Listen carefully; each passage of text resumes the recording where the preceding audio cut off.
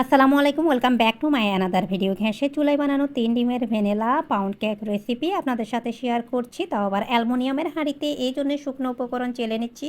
1.5 cup পরিমাণ ময়দা, 2 table চামচ পরিমাণ কর্নফ্লাওয়ার, সেম পরিমাণ পাউডার মিল্ক, 1.5 টিস্পুন পরিমাণ বেকিং পাউডার নিয়ে সমস্ত শুকনো উপকরণ ভালোভাবে চেলে মিশিয়ে একটা সাইডে রেখে দিচ্ছি। রুমের স্বাভাবিক তাপমাত্রায় থাকা 3টি ডিম নিয়েছি, 1 চিমটি লবণ দিয়ে।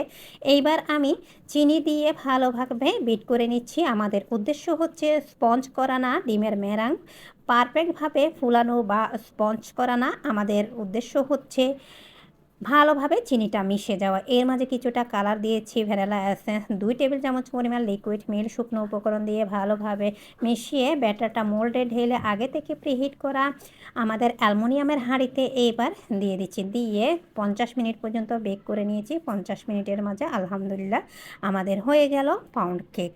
আজকের ভিডিও